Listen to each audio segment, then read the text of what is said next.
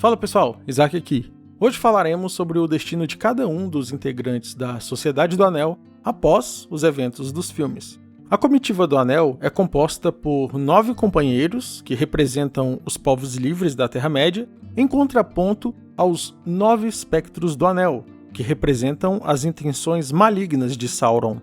Todos nós sabemos que cada um passou por lutas e dificuldades até o final da jornada e da destruição do Anel. Mas o que acontece exatamente com cada um deles após a derrota de Sauron? É sobre isso que vamos falar neste vídeo. Pessoal, uma dica antes de continuar. Se seu cabelo está começando a afinar, ou você está percebendo que está começando a aparecer umas entradas, não espere o problema avançar. Muita gente faz piada com isso, mas a calvície costuma ter um impacto absurdo na autoestima de uma pessoa. E 60% de nós, homens, experimentam queda de cabelo em algum nível após os 35 anos. Na Manual você tem tratamento personalizado prescrito por médicos especializados. O acompanhamento é integral e sem custos extras. Nesta Hair Friday, a Manual está com uma promoção válida somente para este mês de novembro. Com o cupom aqui do canal, vocês conseguem 40% de desconto, mais frete grátis, mais uma bolsa de utilidades. Importante mencionar que antes de recomendar qualquer coisa para vocês aqui, eu tenho muito cuidado e verifico a credibilidade da empresa. Eu gostei da Manual porque ela, além de ter o selo RA1000 no Reclame Aqui, que é dado somente para as empresas que se destacam pelo bom atendimento, quando você entra no site deles, eles te apresentam algumas opções. E se você tiver, por exemplo, completamente careca, eles são sinceros e dizem, vamos parar por aqui, porque provavelmente é um problema genético, irreversível, e talvez só um implante resolva. Ou seja, eles são honestos e não tentam vender para quem sabe que não tem chance alguma de funcionar. Lembrando que estamos falando de medicamento, e cada organismo responde de uma maneira e no seu próprio tempo. Mas em média, os resultados tendem a ser mais perceptíveis a partir do 4º mês. Mas atenção que essa promoção somente vale até o fim deste mês de novembro. E para garantir o desconto e o brinde, você precisa clicar no link da descrição e inserir o cupom CABELONC. Voltamos ao destino de cada um dos 9 membros da Comitiva do Anel. Vamos começar por aquele que, infelizmente, não sobreviveu até o final da jornada, Boromir. Após demonstrar seu lado humano e falho ao tentar tomar o anel de Frodo por meio da violência, Boromir encontra sua redenção ao defender Merry e Pippin de uma horda de orcs sozinho. No final, ao se sacrificar, Boromir demonstra enorme nobreza de espírito, porque coloca a vida de 2 hobbits, teoricamente inferiores, acima de sua própria vida. Importante lembrar que, formalmente, Boromir não era um príncipe, mas na prática ele era. Afinal, era Denethor quem governava Gondor. Boromir poderia ter fugido ou sacrificado os hobbits em favor do príncipe que ele era, mas ele não entendeu assim. Ele foi gigante no final e mostrou que o valor de uma vida não deve ser medida pelo status social. Portanto, o primeiro membro da comitiva morreu no dia 26 de fevereiro do ano 3019 da Terceira Era, dando um salto após a destruição do Anel, a queda de Sauron e o fim da guerra. Os demais 8 membros da comitiva fariam o seguinte, cronologicamente. Primeiro, participariam, em Minas Tirith, do casamento de Aragorn e Arwen. Depois, partiriam juntos para Rohan para o funeral do rei Théoden. Enquanto a comitiva estava na capital de Rohan, em Edoras, Legolas foi com Gimli até o Abismo de Helm, aquele mesmo local onde eles haviam lutado anteriormente. Eles vão até lá para visitar as Cavernas Cintilantes, que fica na parte inferior da fortaleza, e seria governada por Gimli. Após isso, a comitiva vai até Isengard, que era controlada agora pelos Ents, de onde eles iriam, finalmente, se separar e seguir seus próprios caminhos. Aragorn diz, aqui, finalmente chega ao fim a Sociedade do Anel. No entanto, espero que não demorem a retornar às minhas terras conforme prometeram. Adeus, meus pequenos hobbits, disse Gimli. Vocês devem chegar ao lar de vocês sem grandes perigos, e eu não preciso mais temer pela segurança de vocês. Alguns de nós ainda devem se encontrar, mas receio que jamais estaremos reunidos todos novamente. E de fato, Gimli tinha razão. jamais os 8 membros da comitiva voltariam a estar reunidos novamente. Após isso, eles se espalham. Aragorn volta para Minas Tirith, em Gondor, Gimli acompanha Legolas para visitar a floresta de Fangorn, e Gandalf acompanha os hobbits até Valfenda. Os hobbits voltam para casa, onde encontram Saruman já quase sem poder algum, tentando tomar o condado, mas, por incrível que pareça, ele é derrotado pelos hobbits liderados por Frodo, que agora haviam sido endurecidos pela guerra. Se você estiver um pouquinho confuso, é que nos livros Saruman não morre em Isengard como acontece nos filmes. Nos livros, Saruman ainda morreria pelas mãos de Língua de Cobra, mas somente lá no Condado. Mas voltemos. Quando Saruman e seus homens perdem a batalha no Condado, chamada de a Batalha de Beira-Água, Frodo não deixa que Saruman fosse morto. Ele diz para os demais hobbits que deixassem-o partir. Acontece que Saruman chuta Grima Língua de Cobra enquanto este estava caído no chão, e quando Saruman vira as costas, Grima o apunhala. Os hobbits, então, sem saber muito bem o que fazer, enchem Língua de Cobra de flechas. E ambos, Saruman e Grima, morrem ali. E onde estava Gandalf? Bem, ele não acompanhou os hobbits nessa jornada. No lugar disso, antes de navegar de volta para as Terras Imortais, Gandalf passou aproximadamente 2 anos juntos de Tom Bombadil. Eu fiz um vídeo focado somente nessa visita, sobre o que 2 seres de poderes tão tremendos poderiam estar conversando. Mas o que impressiona mesmo é o período de tempo. Eles ficaram juntos ali 2 anos. Na minha opinião, é muito tempo. Voltemos ao Condado. Após a derrota de Saruman e Grima, Frodo então se torna o prefeito de uma parte do Condado e governa a região por alguns meses para auxiliar na reconstrução da destruição causada por Saruman. Entre a Batalha do Condado e essa cena de Frodo partindo junto de Gandalf para as Terras Imortais, se passa aproximadamente 2 anos. Neste período, todo dia 13 de março e 6 de outubro, datas de aniversário em que ele foi ferido pela lâmina Morgul do Rei Bruxo e picado e envenenado por Laracna, Frodo adoecia de forma grave, ao ponto de desmaiar por longos períodos. Eventualmente, Frodo percebeu que seu quadro piorava com o passar do tempo, e que ele corria o risco de desmaiar e não voltar mais em algum momento. Mr. Frodo?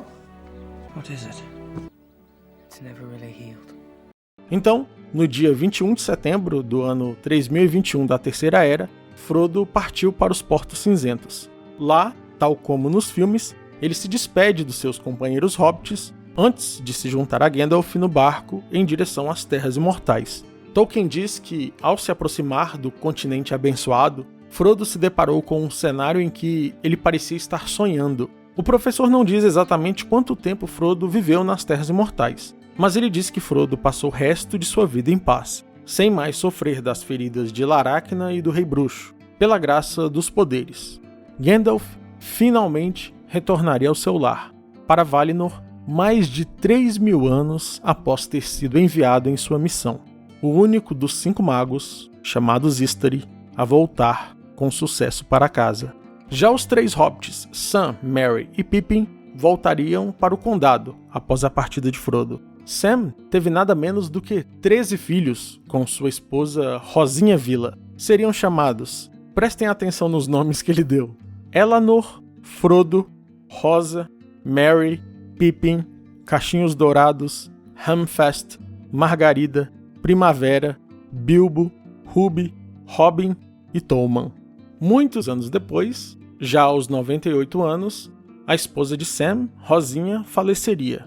E com seus filhos já adultos, Sam, com seus 102 anos de idade, deixa o condado, vai para os Portos Cinzentos e navega para as Terras Imortais.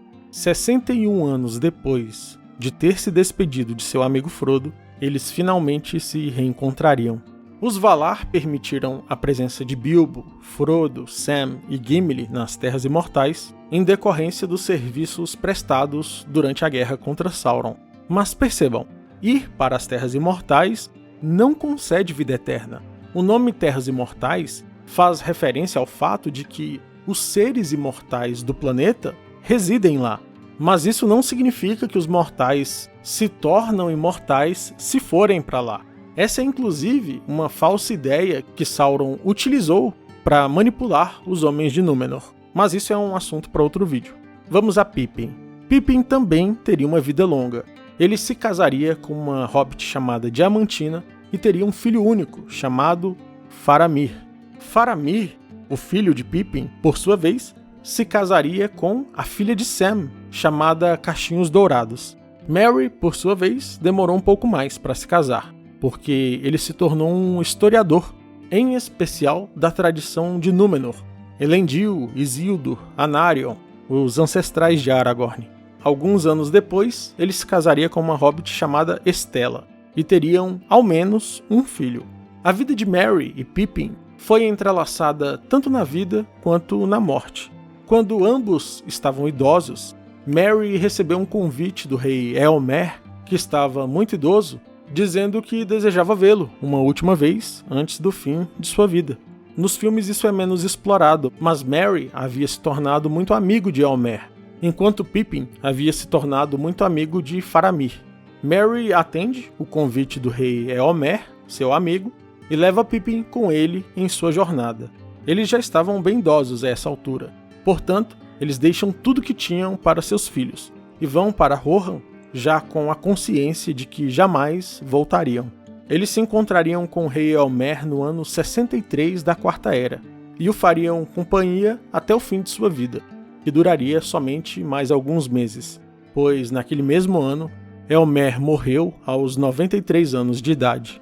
Após a morte de Eomer, Merry e Pippin seguem para Minas Tirith, onde Tolkien sugere que agora Pippin reencontra o seu já idoso amigo Faramir.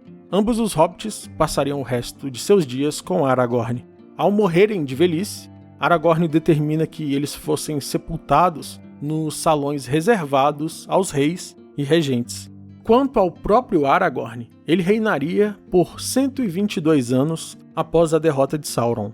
Ao todo, Aragorn viveria até os 210 anos, e assim como seus mais honrados ancestrais, reis de Númenor, ele não esperaria até que todo o seu vigor e a alegria de viver estivessem esgotados. Quando chegou aos seus 210 anos de idade, Aragorn se despediu de sua família, deitou e aceitou a dádiva de Eru Ilúvatar aos homens, e seu espírito voluntariamente deixou seu corpo e partiu para os salões da eternidade. A sua esposa, Rainha Arwen, seguiria o mesmo caminho no ano seguinte, e seu espírito partiria para se encontrar com seu marido. Arwen morreria aos 2.901 anos de idade. Vamos aos dois últimos integrantes da comitiva.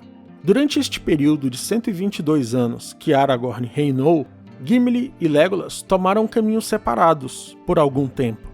Gimli iria visitar Erebor, o reino anão da Montanha Solitária, e Legolas voltaria ao reino de seu pai Thranduil. Gimli levaria alguns anões de Erebor e construiria um reino gigantesco nas Cavernas Cintilantes, no interior do Abismo de Helm. Tudo isso, é claro, com a permissão do rei Eomer. Já Legolas, a convite do rei Aragorn, traria alguns elfos silvestres para a região de Ithilien, em Gondor. Nesta região, Legolas governaria uma espécie de cidade élfica no interior da região de Gondor. Quando Aragorn morreu, no entanto, Legolas perdeu a vontade de permanecer na Terra-média. Ele então convida Gimli para navegar junto dele para o oeste e viver o resto de seus dias no continente chamado Terras Imortais. Gimli, contra todas as probabilidades, aceita. Tolkien diz que Gimli faz isso em razão de sua amizade, mas também pelo desejo de rever a beleza de Galadriel. Aspas para os apêndices do Retorno do Rei. Ouvimos dizer que Legolas levou consigo Gimli, filho de Glóin, por causa de sua grande amizade, maior do que qualquer uma que já houve entre um elfo e um anão. Se isto for verdade, então é realmente estranho que um anão estivesse disposto a deixar a Terra-média por qualquer amor. Finalmente, se deu o passamento do rei Elessar. Então Legolas construiu um navio cinzento em Ithilien, desceu, navegando pelo Anduin, e depois, através do mar. Com ele, conta-se, foi Gimli, o anão. E quando aquele navio desapareceu, terminou a Sociedade do Anel na Terra-média.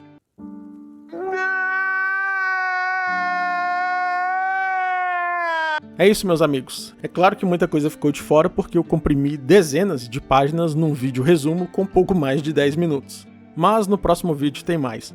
Um salve aos membros Magos de Fogo, Adriel da Costa, Luiz Antônio e Vitor Hugo. Muito obrigado pelo apoio ao canal, meus queridos amigos. Tamo junto. E com isso chegamos ao fim de mais um vídeo. Se você gostou, não deixe de se inscrever e deixar um gostei. Um abraço e até o próximo vídeo.